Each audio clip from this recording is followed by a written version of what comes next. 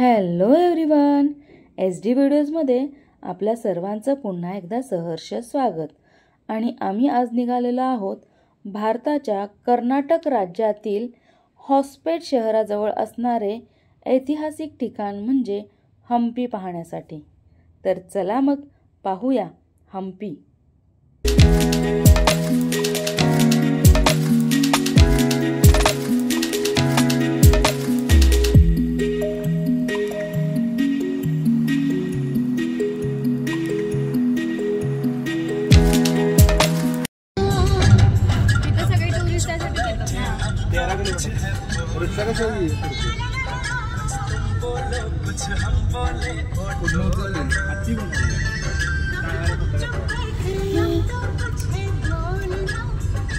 हम्पी कर्नाटकातील सर्वात प्रमुख शहरांपैकी एक पर्यटनाच्या दृष्टीने पाहण्यासारखे सर्वात सुंदर ठिकाण आहे. येथे तुम्हाला अनेक प्राचीन मंदिरे आणि ऐतिहासिक ठिकाणे पाहायला मिळतील, जी तुम्हाला इतिहासाची पाने उलटायला भाग पाडतील. इतकेच नाही तर या शहराचा संबंध रामायण काळाशी असल्याचे सांगितले जाते. त्यावेळी हे शहर किष्किंधा या नावाने ओळखले जात असे. हे ते ठिकाण आहे जिथे हनुमानजी सुग्रीवाला भेटले होते.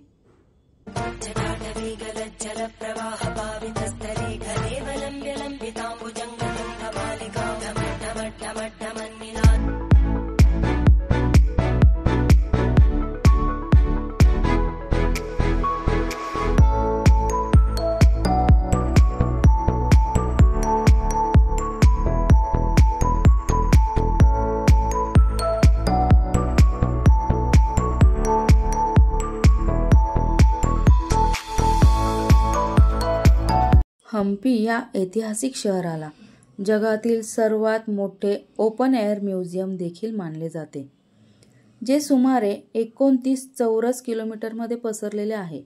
असे म्हणतात की प्राचीन काळी या शहरातील लोक हिरे, मोती, घोडे, रेशीम यांचा व्यापार करत असत आणि त्याचा पुरावा देखील हम्पीमध्ये दिसतो.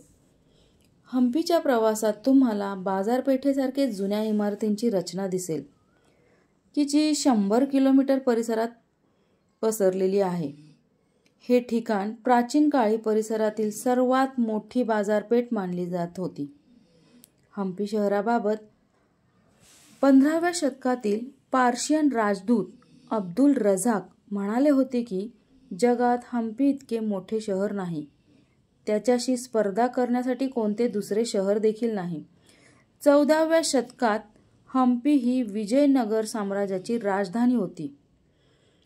हे एक तटबंदी शहर आहे.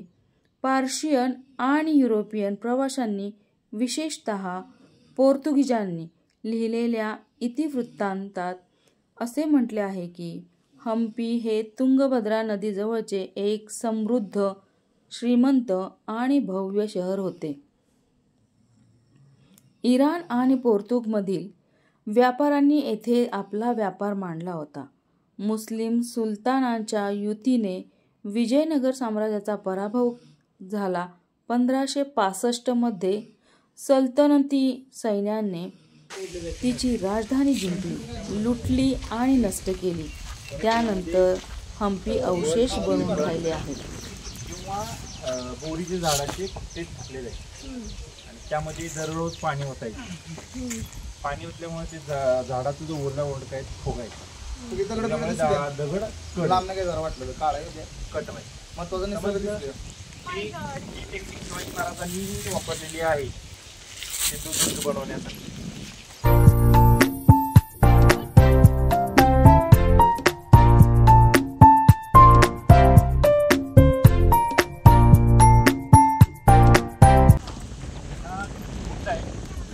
पाणी येण्यासाठी दगडात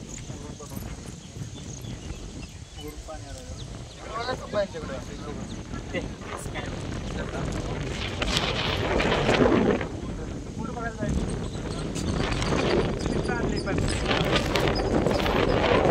हम्पी हे शहर उद्ध्वस्त झाले असले तरी देखील ते 2 भागात विभागले गेले आहे. एक म्हणजे रॉयल सेंटर, इथे तुम्हाला महाल, स्नानगृह मंडप, शाही तबेले आणि औपचारिक वापरासाठी मंदिरे दिसतील. तर दुसरे तुंगभद्रा नदीच्या काठावर असलेले विरूपाक्ष मंदिर आणि हंपी. हंपी हे गाव पंपा क्षेत्र, भास्कर क्षेत्र आणि किक्षिधा क्षेत्र म्हणून सुद्धा ओळखले जाते. तुंगभद्रा नदीलाच पूर्वी पंपा नदी म्हणत असत. या नदीच्या नावावरूनच या स्थळाला हंपी नाव पडले. हंपीलाच पूर्वी विरूपाक्षपुरा असे म्हटले जाई.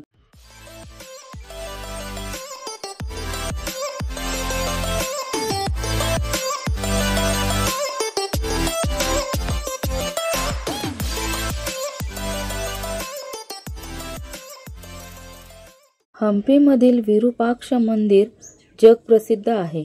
या ठिकाणी शिल्पकलेचा उत्तम नमुना असलेली 1000 मंदिरे व स्मारके आहेत. 1565 साली झालेल्या तालिकोटच्या युद्धात मुस्लिम आक्रमणकर्त्यांनी हे शहर उद्ध्वस्त केले होते. तरीही हे अवशेष आजही समृद्ध इतिहासाची साक्ष देत दिमाखात उभे आहेत. इथल्या विठ्ठल मंदिर परिसरातील मुख्य हॉलमध्ये असलेल्या 56 स्तंभांवर हातांनी मारले असता त्यातून संगीताच्या लहरी निघतात. याच ठिकाणी प्रसिद्ध शिला रथ आहे, जो पूर्वी खरंच दगडी चाकावर चालत असे. विजय विठ्ठल मंदिरासमोर अखंड शिळेमध्ये कोरलेला दगडी गरुड रथ आहे. शिल्पकलेचा अद्भुत नमुना असलेले हे एक पाषाणी शिल्प आहे. विजय विठ्ठल मंदिर हंपी येथील पर्यटकांचे प्रमुख आकर्षण स्थळ आहे.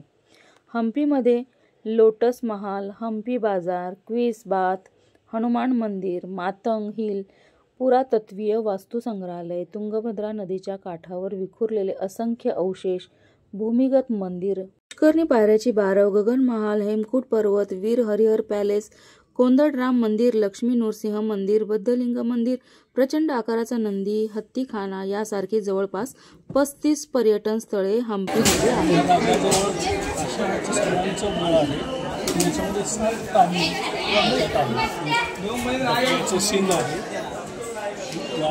सिंहाचा जबडा आहे, हत्तीची सोंड आहे, हत्तीची बॉडी, हॉर्स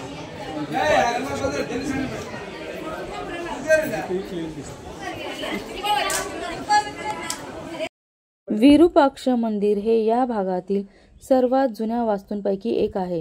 हे हंपी बाजारात असून 7व्या शतकात बांधले गेले आहे. असे म्हणतात की हे मंदिर भगवान शंकरासाठी बांधले गेले होते. या मंदिराचा गोपुरम इतका उंच आहे की तो आकाशाला भिडल्यासारखा भास होतो. त्याच्या बाह्य भागात प्लास्टरची शिल्पे बनवण्यात आली आहेत, त्यामुळे मंदिराला एक खास ओळख प्राप्त झाली आहे.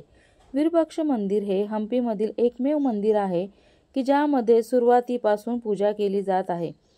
त्यात गर्भगृह आणि अंगण आहे. अंगणात खांब आहेत. यापैकी सर्वात मोठे 100 खांब असलेल्या मंदिरात समोरच्या खोल्या, मोठे गोपुरम आणि अनेक लहान मंदिरे आहेत. तसेच मंदिरात स्वयंपाकघर आणि प्रशासकीय कार्यालय देखील आहे.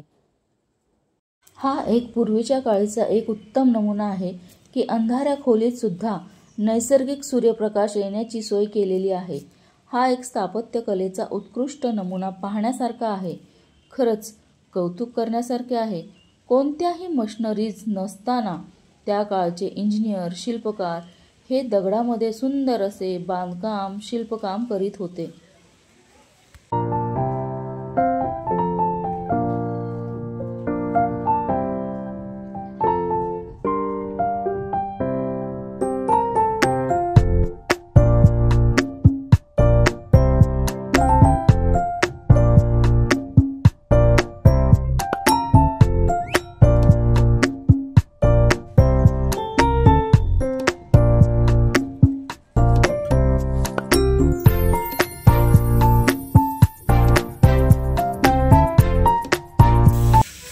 हंपीमधील अंजनेया मंदिराला अंजनेयाद्री म्हणून ओळखले जाते आणि हे मंदिर हनुमानाचे जन्मस्थान मानले जाते. हे मंदिर हंपीमधील एका उंच टेकडीवर आहे. हंपीमधील हे ठिकाण म्हणजेच अंजनेया म्हणजे हनुमान आणि माता अंजनीला समर्पित मंदिर आहे. मंदिराच्या आत राम आणि सीता यांचे छोटे मंदिर देखील आहे. अंजनेयाद्री टेकडी अनेगोंडी क्षेत्राच्या मध्यभागी आहे आणि हम्पीच्या आसपासचे दृश्य खूपच सुंदर आहे.